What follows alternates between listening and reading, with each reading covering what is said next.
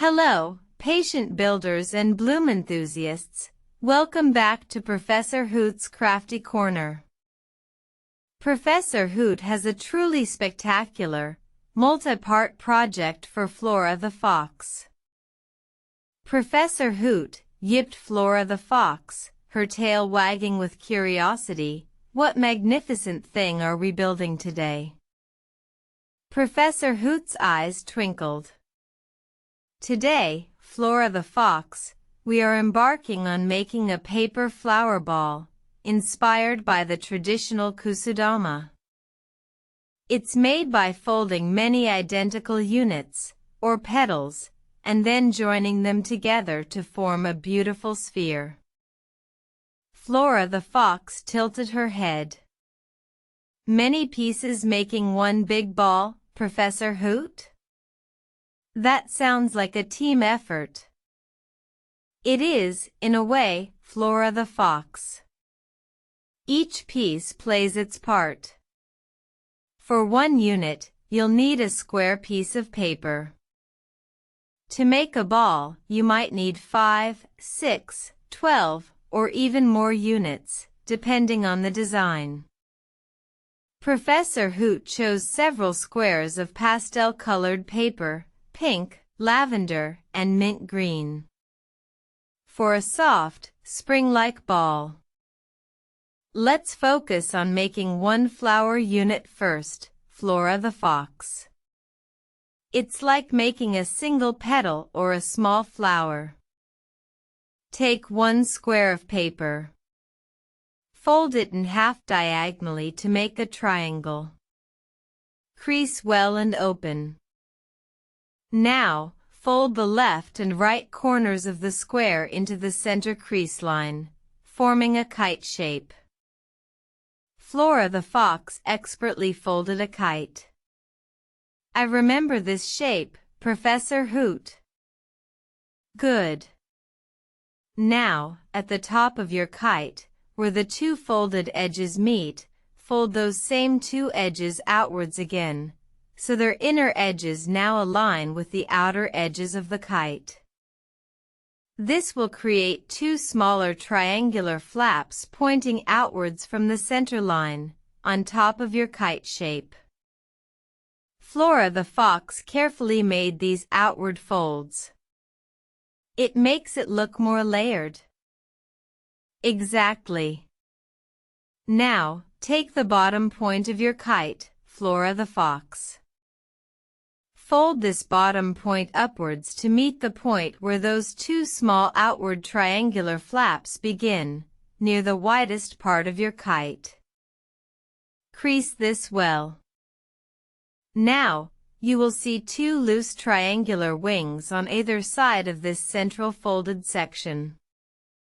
Fold these wings inwards, towards the center line, over the part you just folded up. Their points will likely meet or overlap slightly in the middle. This creates a shape that looks a bit like a traditional paper cup or a pointed cone, Flora the Fox. Flora the Fox completed these folds. It does look like a little cone. This is one unit, or one petal of our flower ball, Flora the Fox. To make it three-dimensional, you'll gently curve it and glue or tuck the side edges together where they meet, forming a conical petal shape. Professor Hoot showed how to slightly overlap and glue the side edges of the cone.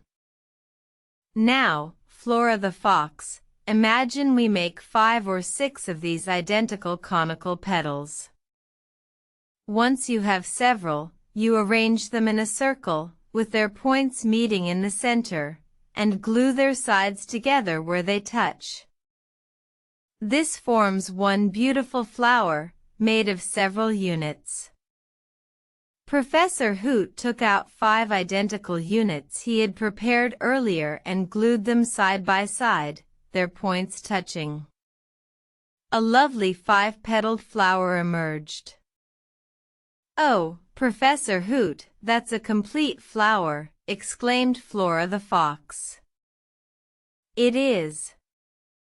And to make a full Kusudama-style ball, Flora the Fox, you would make many of these individual flowers, perhaps 12 of them. Then, you would carefully glue these complete flowers together, point to point or side to side, to form a sphere. It takes patience, as each unit must be folded carefully, and then assembled with precision. Flora the Fox looked at the single assembled flower. Even one flower is beautiful. A whole ball of them would be amazing. It's a project that celebrates the beauty of repetition and modular design, Flora the Fox. The name Kusudama originally comes from Japanese words for medicine and ball, as they were once used to hold incense or herbs. I will start by making one perfect flower, Professor Hoot, and then maybe more. Flora the Fox decided. A wonderful approach, Flora the Fox. Each step is an achievement. And so, dedicated assemblers, you've had a glimpse into creating a paper flower ball, inspired by Kusudama. It's a project that teaches patience and the beauty of how small parts can create something grand. What colors would your flower units be? How many flowers would you combine?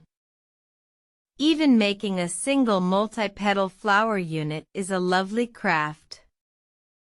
Thank you for joining Professor Hoot's Crafty Corner for this intricate construction. If you're inspired to try making your own modular creations, give this video a thoughtful like. And subscribe for more amazing paper engineering and beautiful designs.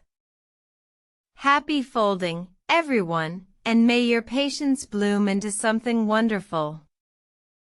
Until next time, keep crafting, keep building, and keep creating in modules.